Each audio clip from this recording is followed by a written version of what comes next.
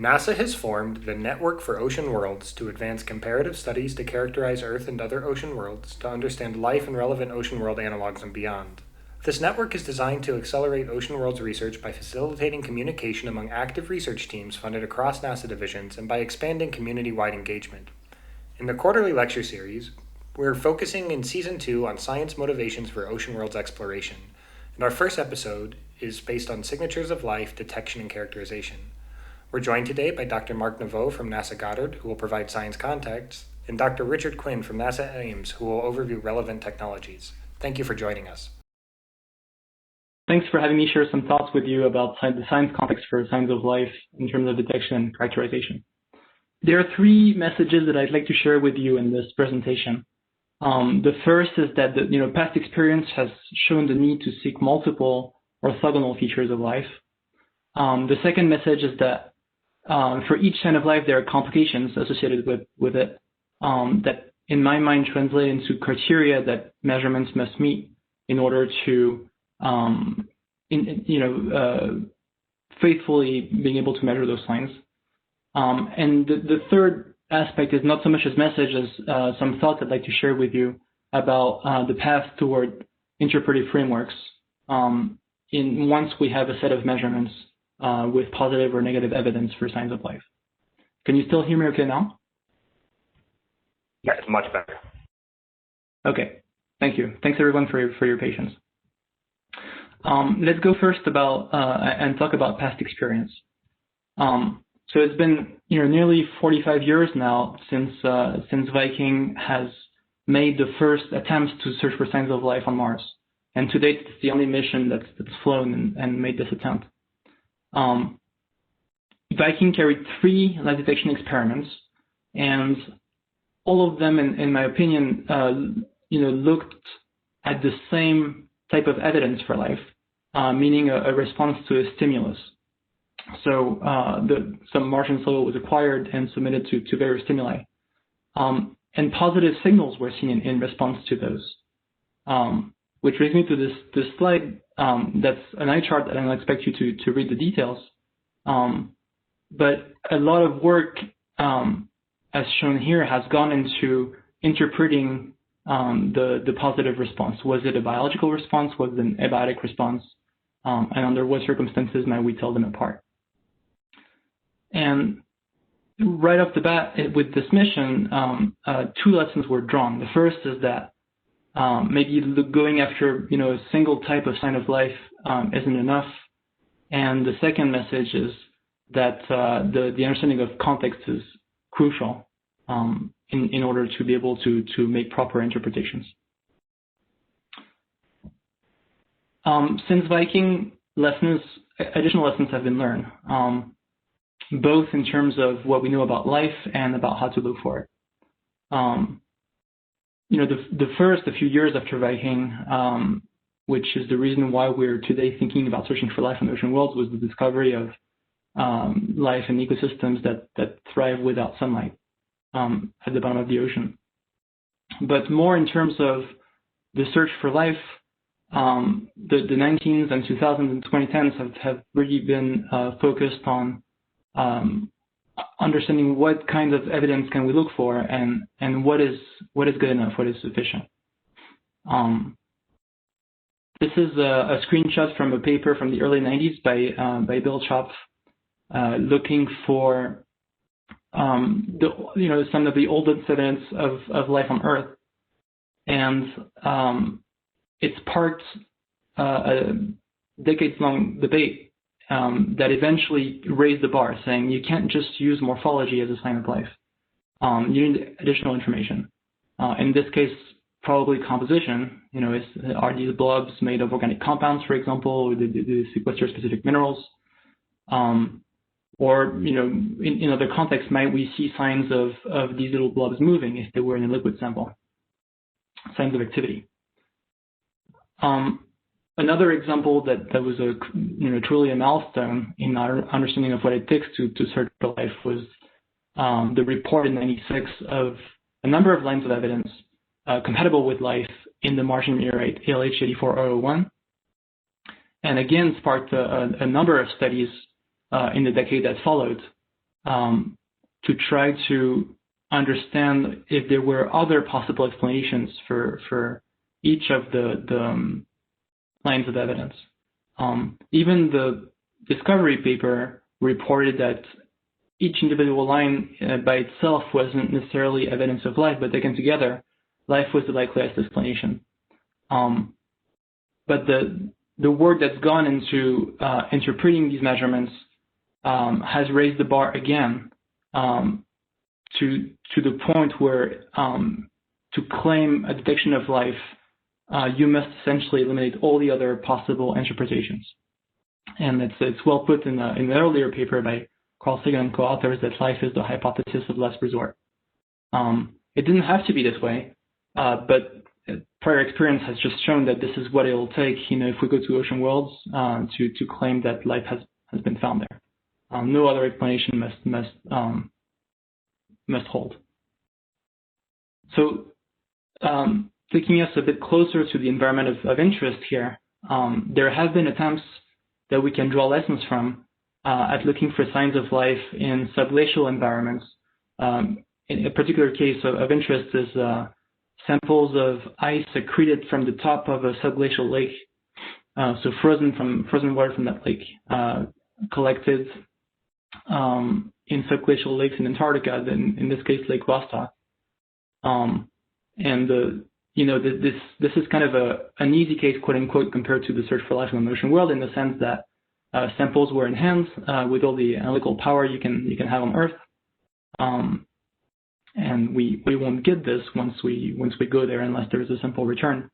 So a number of analyses could be carried out. In particular, samples were sequenced, and it was found that there were signs of life that weren't in any equipment, so couldn't have contaminated the sample. Signals kind of increased toward the center of the cores, so you could eliminate contamination and so on. So more generally, what these and other efforts have shown is a diversity of signs of life that we can look for. Ideally, given what we know of how life operates, you would have samples and you could see how, in response to selective pressures, the sample reacts and so on over a long period of time. That's definitely not feasible over the short span of a space mission.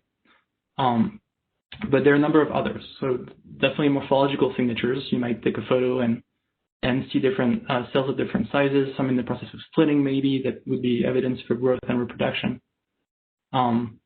Different lines of evidence for metabolism. So the lunch pictogram, the first one is a good depiction for what happened with the signature installed by Viking. We now know a lot of work has gone into seeing isotopic evidence for metabolic activity. For example, methanogens tend to result in a lot of carbon being fractionated to the lighter isotope with very little carbon-13. And then the collocation of oxidants and reductants at a number of scales. It could be global, right? This is what the exoplanet community is focused on, looking for gases in disequilibrium in the atmosphere. Or it could be at very small scales. If you think about oxidized or reduced sulfur together, at the nanoscale in minerals or samples of Martian rock, for example. So this is about what life does, but you can also look for signs about what life is made of, and how it enables, how those constituents enable what it does. Be it a repeating charge in the polymer that tends to pull to keep strength of nucleic acids straight, and the backbones away from each other, so the bases can face each other, enabling duplication and translation. It could be chirality that enables proteins to fold, etc. And then maybe a bit less definitive, you have the constituents of those, or the byproducts after they degrade in the environment. Other types of signals that have been put forward, especially recently in the past decade, are ensembles of distributions of elements or organic compounds that evidence the ability of life to select specific elements and fractionate them from the environment. And maybe less relevant for ocean worlds, although you never know, are macro-scale textures and fabrics. Maybe less relevant because they might not be preserved in ice or by the methods that we would use to analyze samples. So once we have a list of these signs, a few people in the community have started to think about, well, what happens when you take these orthogonal signs of life and you put them together? Do we have examples where we don't have a given combination that is able to be explained abiotically? And so there's a nice paper by Danny Glavin and co-authors where they took the isotope feature, the distribution of compounds, and the chirality, and said, well, we don't know of any meteorite or otherwise any sample where these three are present, and there's no biology. So we think that is a pretty convincing combination and powerful combination of signatures to go after. Okay, so this is this leads into complications associated with searching for each sign of life. Criteria are both in terms of the measurement and the context. So of course you want your measurement to be sensitive enough. You want to be able to see the signal above the noise, etc. And avoid contamination and be able to repeat it. But the crux is really into understanding context. So what the Viking has taught us is that the measurement method itself might be able to destroy some evidence that you might use to search for life. Richard might talk a bit more about this later on, you could think of this in the context of ocean worlds where you're looking for a morphological signature, but you're trying to process a fluid sample and desalt it, and that kind of erases that signature that you're looking for. So something to be mindful of. Then there's the question of, does your sign of life survive the environment between the time it's made and the time where you sample it and measure it? Think of radiation at your Earth's surface, for example. Is it a reliable indicator of life in the sense of, can it be mimicked abiotically, and what is the relative strength of the abiotic and potential biological processes in making it? Definitely a big deal, for example, for synthesis of organic compounds and water rock interactions that could produce some similar compounds as biology. And finally, is your evidence compatible with what we know of life? For example, do you see if you catch some sample from the plume of Enceladus and analyze an assemblage of minerals that can only be made at several hundred Kelvin, then it could be unlikely that anything else in the sample is biological because you're above the high temperature above which proteins denature, for example.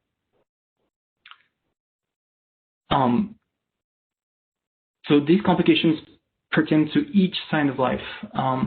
And both this and the variety of signatures that you can look for kind of define the way you can interpret your suite of measurements.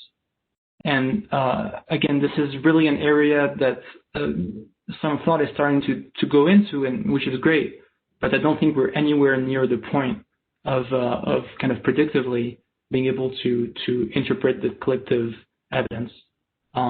So I'd like to share with you what's been done and where I think it would be helpful to go next. Again, back to the Viking eye chart, a lot of qualitative interpretations turned out to be made, right? So the experiments worked really well on Earth. They were pretty clear criteria to interpret them. But once we get to the previously unknown environment of Mars, things got a lot messier, and so much qualitative assessment went into the interpretation.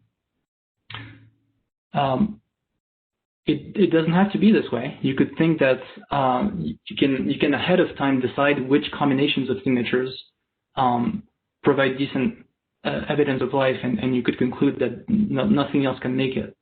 So I spoke earlier of Danny Glavin's example of a combination of 3 signatures where you can't really explain it any other way than by life.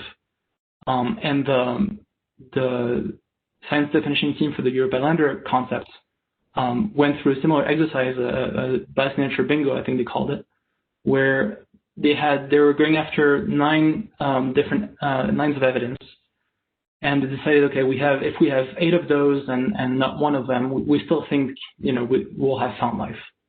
But now if we only have 4 of those, and these 4 specifically, maybe not.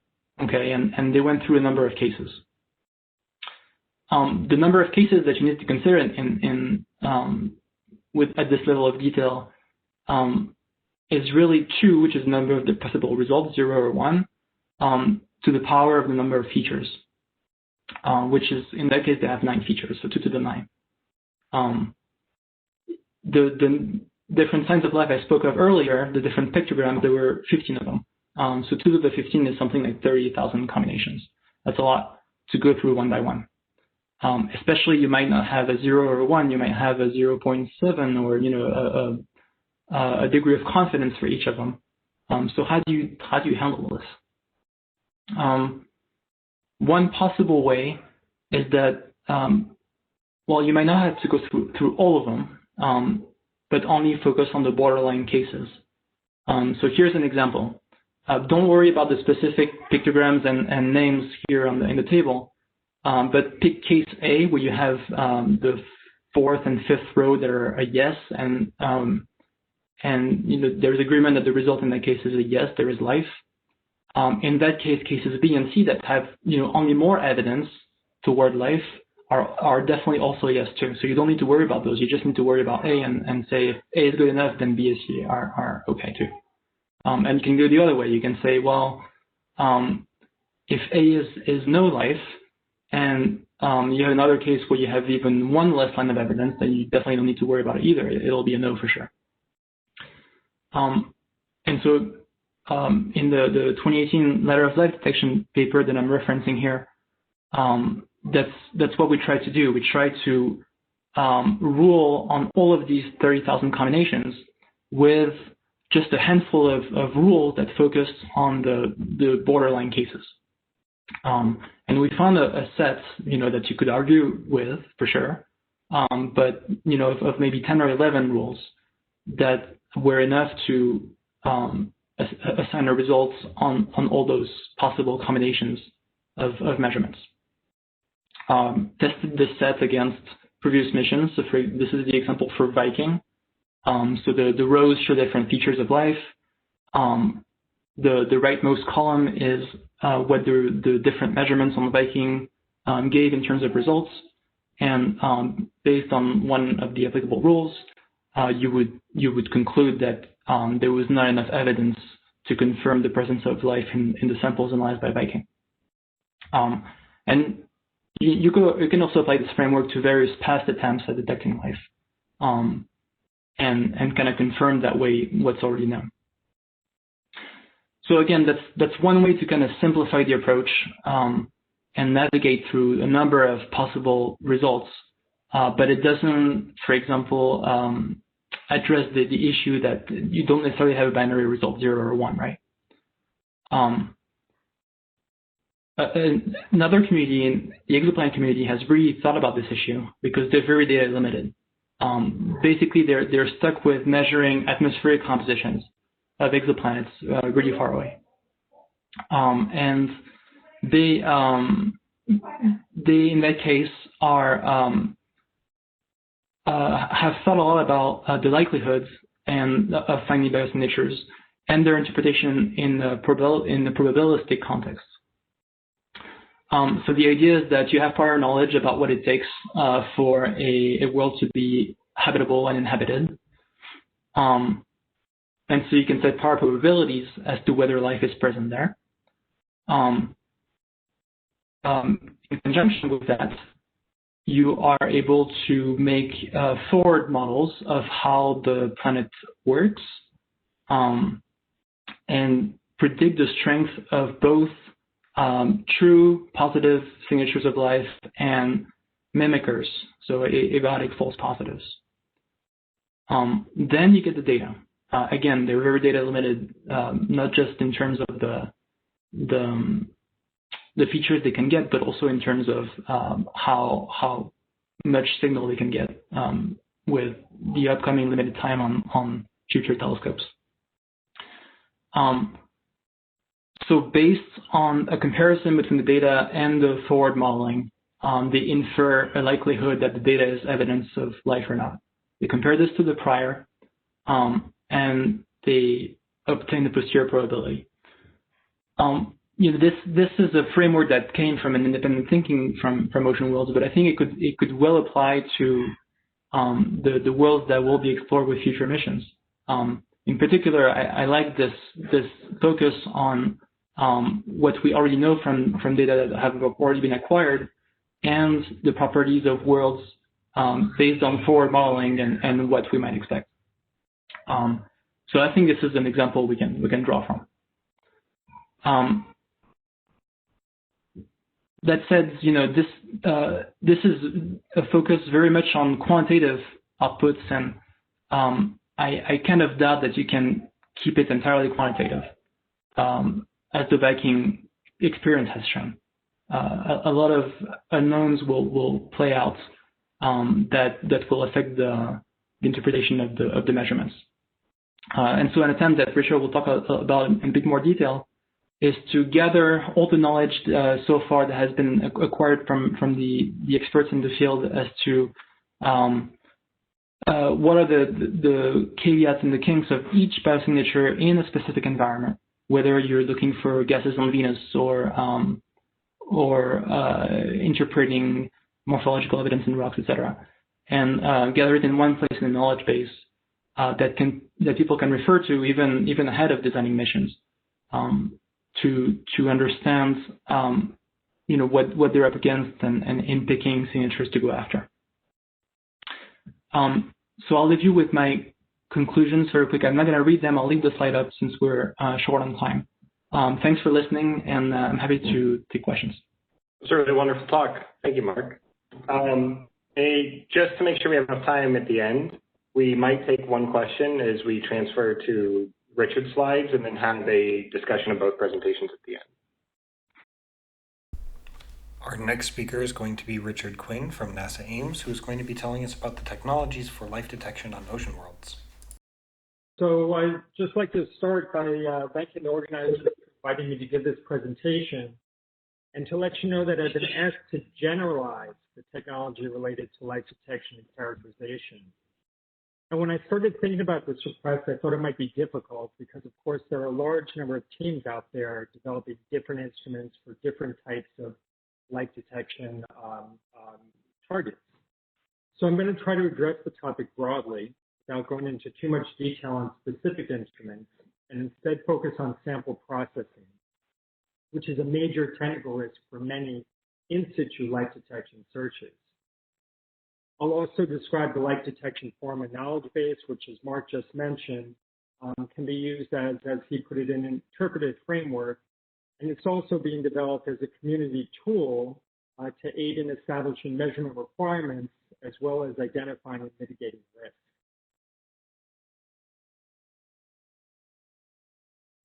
Slide ahead.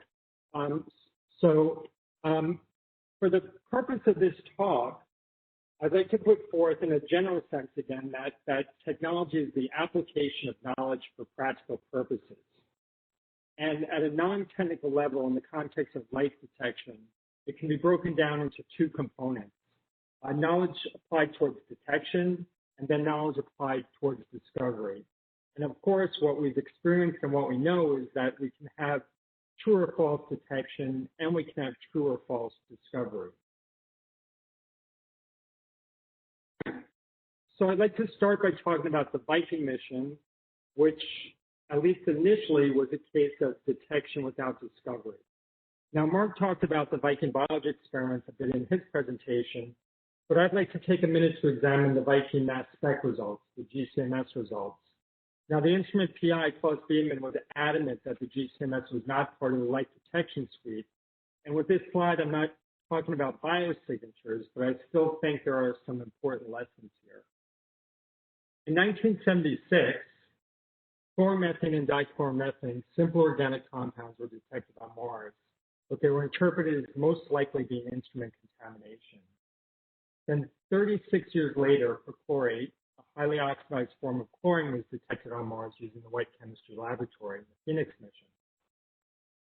Following these two detections, now we're 40 years later, Rafael Navarro-Gonzalez published what I'll call the discovery that both organics and perchlorate were present in the soils at the Viking sites, and that the chloromethanes were a reaction product that resulted from heating the soil as part of the GCMS method. So then following this discovery, in 2013, the SAM instrument on MSL confirmed the detection of chloromethanes, and of course went on to a whole host of detections and discoveries, including more complex organics. One of these other compounds that SAM detected was chlorobenzene, and this prompted Melissa Guzman to dive back into the Viking data, and she showed only 3 years ago that the signal of chlorobenzene is present in the Viking data set. So what does this imply for future Search for Life missions? You heard in Marc's talk about the criteria from his Ladder of Life paper, and there are instrument criteria, sensitive, contamination-free, repeatable, and contextual criteria: detectable, survivable, reliable, compatible. In practice, these criteria result in a technical need, and the technical need is that false positive results, negative results, false negative results can all be determined and distinguished from each other. Now, the Viking instruments worked exactly as designed, but the GCMS returned a positive result for chloromethane that was interpreted as a false positive, and a positive result for chlorobenzene that initially wasn't detected. On the other hand, the labeled release experiment, which Marc touched on, returned a false positive that some researchers over the years have interpreted as being a positive result. So why did this happen? And Marc mentioned this, but looking again at its criteria, we can certainly say that contamination played a role in the GCMS results. But the real culprit was detectability. In both cases, the GCMS and the labeled release, there were signals that were artifacts of the analysis method.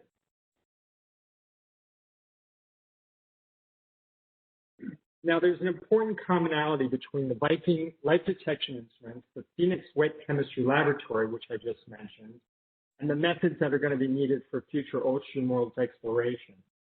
These two Mars instruments were prime examples in planetary exploration, perhaps really the only two examples, in which in situ samples have been analyzed under aqueous or liquid water conditions, which is what some instruments will need to do for in situ ocean world light detection. But if we take a look here at what was done on Mars, well, in the Viking light detection experiments, one could say that a cup of chicken soup was prepared.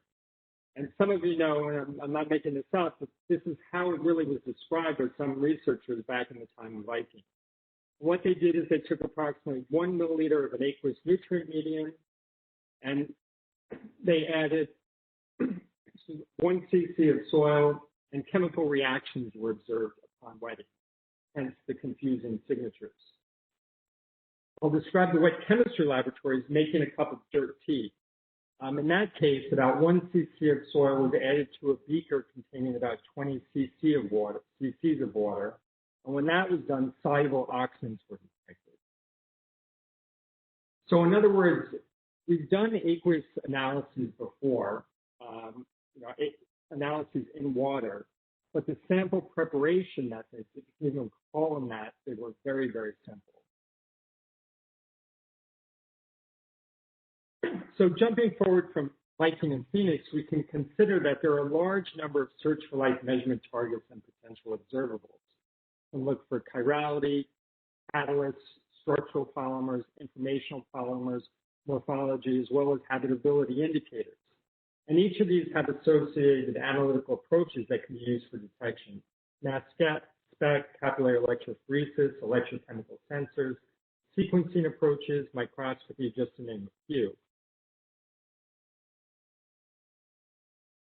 Now, when we consider candidate instruments along with a physical sample, sample processing, which comes in that black spot in the middle there, presents a risk, especially when working with complex and unknown samples. Many of you know, especially if you work in the lab or in the field with natural or analog samples, that sample prep is commonly key to returning reliable analytical results. In particular, it's key to the ability to prevent and understand the possibility of false negative and false positive results. To perform proper sample prep, sample matrix and the ability to manipulate or process the sample are needed. On the right, there's a list of instruments, and please don't be offended if the type of light detection instrument you're developing is on the list. It's meant to provide examples. But looking at this list on the right, I'd argue that NASA engineers are really, really great at building detectors that are sensitive, accurate, and precise, and meet requirements the scientists give them to them. What's new is that some instruments will need sample processing capabilities that greatly exceed what has been done before for planetary exploration. Often a complex sequence of processing steps is required. They may include separating particles, regassing, removing bubbles, adjusting ionic strength, removing interferences, adjusting pH or polarity, concentrating samples, storing and reconstituting standards and reagents, providing calibrants, controls, then delivering the prep sample to the instrument. And again, for people who work in the lab or field, you know how complicated combinations of these steps can sometimes be.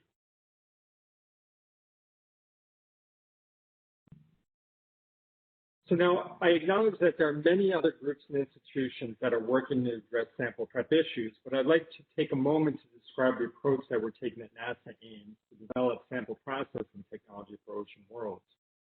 Our approach leverages technology developed for a series of nanosatellite missions that have studied microbiology in space environments. Some of them include GeneSat 2006, PharmaSat, Oreos, SPORESat. All of these nanosatellites with their fully autonomous payloads were packaged into 3 to 6 U volumes, with the U being a 10-centimeter cube.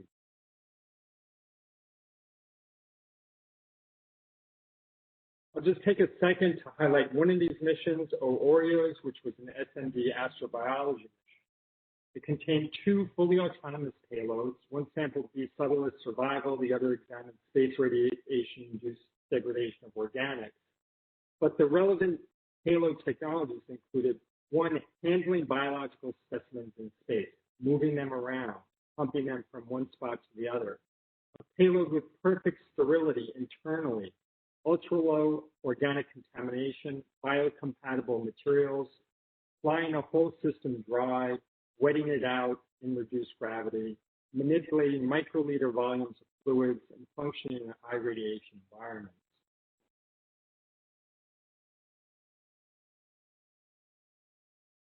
Moving forward towards ocean world exploration, in partnership with APL, Goddard, JPL, Tufts, and MIT, sample processing hubs for integrated instrument packages are being developed. And some of the technical highlights include 2 orders of magnitude sample concentration, which is going to be critical if we're looking for vanishingly small amounts of amino acids or other potential biosignatures in small samples. Integrated sensors for context measurement, so sensors that measure the context so you can understand the sample as you're performing your analyses, and also sensors for autonomous process control. And then this system here, these types of systems, serve as the sample processing front end for a number of different types of instruments, electrophoresis, mass spec, biosensors, microfluidic version of the wet chemistry laboratory, and the microscope. In the image in the lower right, you can see our design approach. We initially lay out the system as a fluidic circuit, similar to how an electronics board might be designed. The fluid channels are embedded in the monolithic manifold, the clear manifold you see in front of you, and they're laid out much like traces on an electrical breadboard. Then they're integrated with valves, pumps, bubble traps, reagents, other components as needed to demonstrate complete functionality. This allows us to rapidly prototype our sampling systems. Once that's done, these functional designs can be easily migrated to form-fit subsystems. And on the right there is an example of this. It's a sample manifold and a sample filtering stage used in conjunction with a microscope. So again, many sensors and instruments are capable of detecting indicators of life. And I don't want to make that sound trivial because it's not. But there's been a much longer development of flight history for many of the instruments and sensor technologies that could be applied towards life detection than there have been for fluidic sample processing systems. So there is a need for new, fully automated, automated microfluidic processing systems integrated with sensors and instruments, need for contamination control and planetary protection methods, and also a need for to mature end-to-end sample analysis methods. So going back to an earlier slide, I described the Viking as a case of detection without discovery. And I don't want to sound corny here, but you've got to flip that around. What I mean is that the discoveries and knowledge that is being developed now needs to be put into a framework so that when the detection is made, the discovery is immediately and correctly recognized. And so again, here I just have the NASA R&D programs, all the work that people are doing in their labs, in their fields, building prototypes, designing instruments. It really needs to be put into a framework so we have all the knowledge pulled together. So as Marc put, we can have an interpretive framework for light detection. Now, the Light Detection Forum is currently being developed under the Center for Light Detection, which is led by Tori Holer as part of the Network for Light Detection, RCN. And so very briefly here, the motivation, National Academy's Astrobiology study report said that NASA should support the community in developing a comprehensive framework for assessment, including the potential for biosignatures, false positives, and false negatives to guide testing of in situ and remote biosignatures. And so a group of people have been working towards developing this framework, and there are two parts to it. First, conceptual, and that's working as a community to reach a consensus on a standard set of criteria for assessing the utility of a broad range of biosignatures. Last summer and last fall, there were a series of workshops where people came together to discuss these criteria, and currently they are being implemented functionally using the consensus criteria as the organizing basis for a system designed to capture and operate knowledge related to biosignature measurements. And right now we have 5 content development groups working on populating what's known as the knowledge base. And so if you haven't heard about this and you're interested in light detection, I suggest that you take a look. You can find that on the Enfold organization, enfold.org website. And we will be continuing on through the next year with additional workshops, additional development of this tool. So some concluding thoughts here is that scientists and technologists can build sensitive, accurate, and precise instruments that meet requirements. But we really need to develop advanced sample processing techniques and methods because, to borrow a phrase, garbage in, garbage out of the instrument. Light Detection Forum is being designed to provide a framework for evaluating biosignatures, establishing measurement requirements, and to identify gaps, both science and technology, to enable light detection searches. And then finally, I was asked, when I was invited, I was asked to include as my last slide how my science may be applied to or influenced by studies on Earth. So I'd just like to take a moment to acknowledge Rafael Navarro-Gonzalez, who sadly passed away from COVID earlier in this year. And I can say that his work had a great impact on me. Many of you know him and have worked with him. I first met Rafael in the early 2000s in the Atacama Desert, and shortly after that, he published what I would call the paper that started the Atacama Astrobiology Gold Rush, and went on to work with a number of missions and a number of people that are on this call. And I think that he'll be missed, and his work will be remembered. And we can look at this as an example of how important what we do, studies on Earth here are for the search for life. I'll end there. Thanks, Richard. I want to take a minute again and acknowledge you for giving such a great talk, and Marc as well. It's never easy to prepare and deliver these, and we all greatly appreciate the work that you both have put into these today. So now we'll take some time for discussion. We have about 7 minutes left before the top of the hour, and we can take questions on either the scientific or technological aspects of life detection. Something that I think 2 points I'd like to hear more about that really were highlighted in your talk, Richard. One, I don't know that an ocean world scientist that does not do astrobiology and life detection, I often appreciate how important sample preparation and curation is before the analysis. So I have a question related to that. But also you mentioned briefly planetary protection. And I was wondering if Richard, either you or Marc could share your thoughts on the role and complications of planetary protection in life detection analyses. Whether we need to worry about the fact we're going to get to Europa and everything will look just like Earth life, or if there are mitigating strategies beforehand beyond just baking things in the oven. I'm curious about what current thinking on planetary protection is, rather than maybe like the old Coast Bar planetary protection meetings that all the formal requirements are derived from.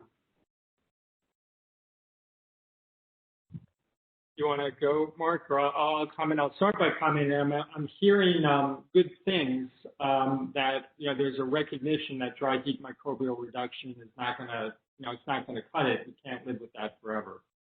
So that's very encouraging.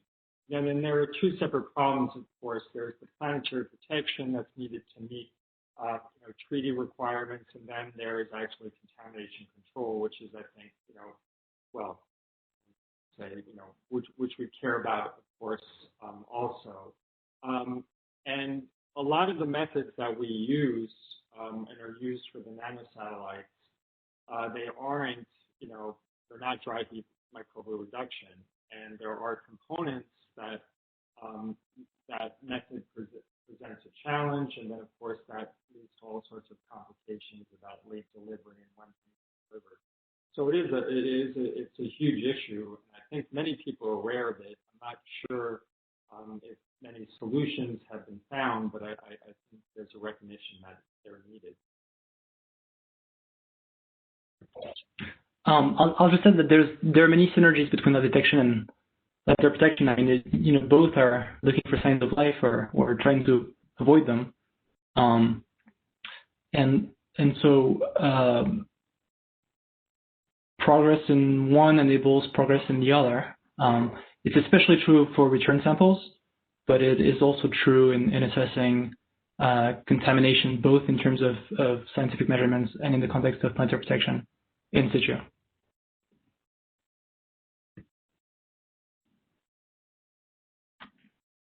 Okay. If there are other questions, feel free to put them in the chat or to speak up. In terms of sample handling and sample prep, I'm also curious about the role that autonomy is going to play here. It's not like all of these environments are Mars-like, where you can wait to get some data back and then send up new commands. Is there a lot of work being done in autonomy for sample prep and analysis? Well, the systems that we're building, there's autonomy in the sense that we can read and measure, EH, pH, and so there are parameters that we can measure and we can adjust accordingly. The challenge, of course, is what do those parameters need to be, right? So the capability is there, but that goes back to our saying about method development and people, who are doing the work, providing that information to the community and in the knowledge base or other forums, so that we have a better sense or better able to anticipate what might need to be done with some real-time measurement and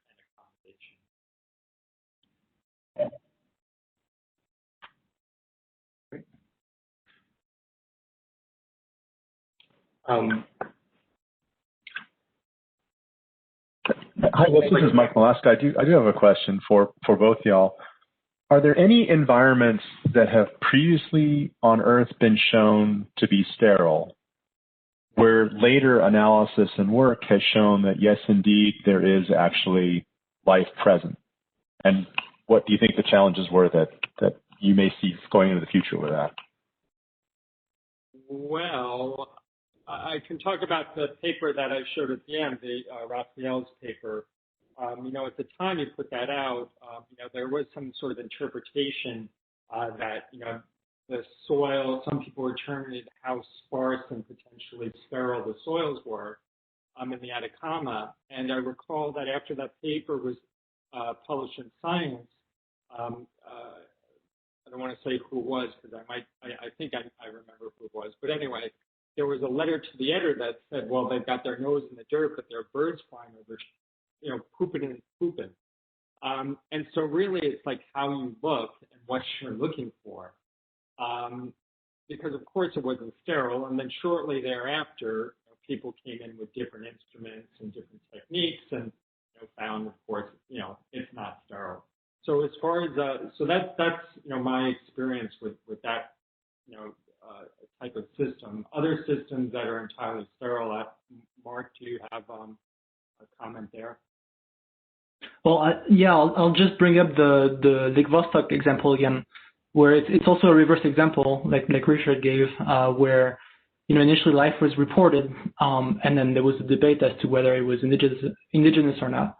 So there was a study published by a Russian group, I believe, in 2005 or so, where sequencing was done of the sampling equipment and the processing equipment, and then of the samples themselves. And I think it was one taxon that was found to be unique to the sample, which is not to say that the sample was contaminated with everything else. It's just that it's kind of a lower bound on how much indigenous life there was, and it's probably a very, very conservative lower bound.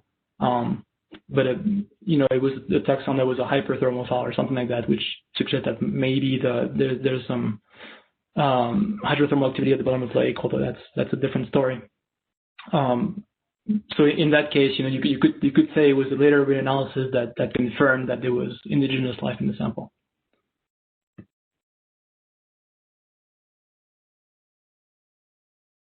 So perhaps a question related to that. I realize we're at the top of the hour. I think I heard Kevin Hand make this comment once about missing the forest for the trees, and that could our light detection technology now successfully detect a shrimp if it was like frozen in the ice next to a lander?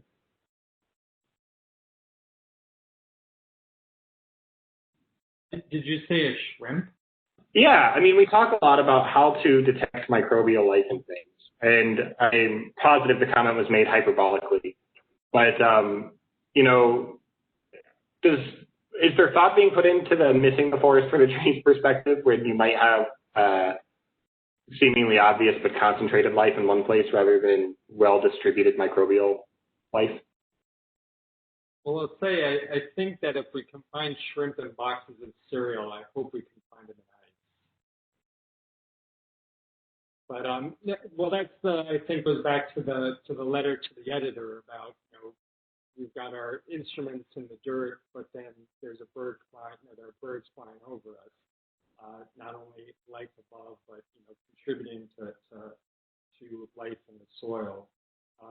So again, I think that goes, and Marc, you might have a better comment on this, looking at orthogonal approaches and looking for different things.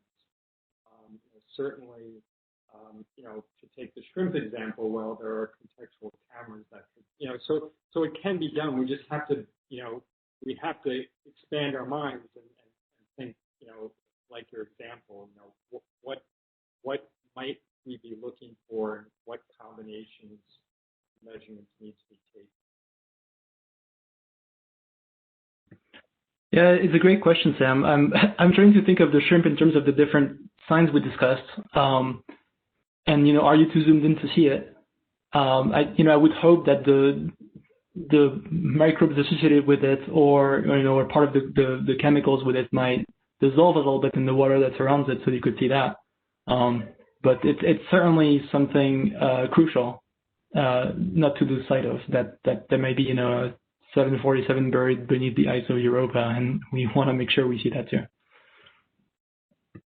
And I realize people have to drop off, so we'll take this one last question from the chat. But for those dropping off again, I wanted to thank you, Richard and Marc, and also the now lecture series co-organizers, Mike, Ella, and Shannon, and our co-chairs for the Network for Ocean Worlds. So perhaps a parting comment and question that comes from Jen Eigenbrody in the chat.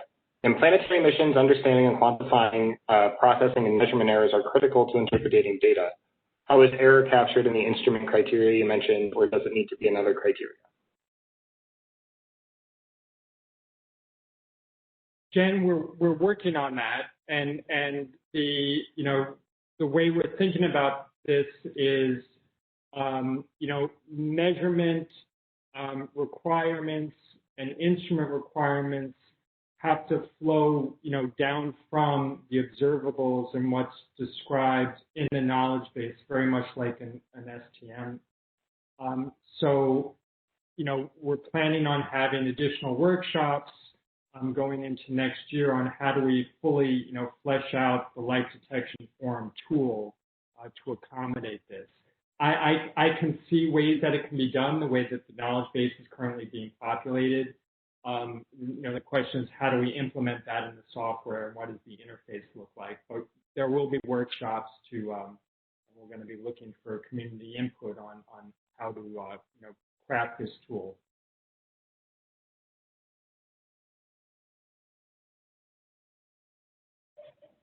Wonderful. Thanks again to both of our speakers, and to our now colleagues for showing up today. It's a really exciting lecture series coming forward, and when we meet next time, we will be talking about some of the more targeted science questions related to motivations for ocean worlds exploration, and episode 2 will begin with talking about targeted science questions related to geophysics and the role of geophysics in the context of habitability. So thanks again, everyone, for your attendance, and Richard and Marc for speaking, and have a great week.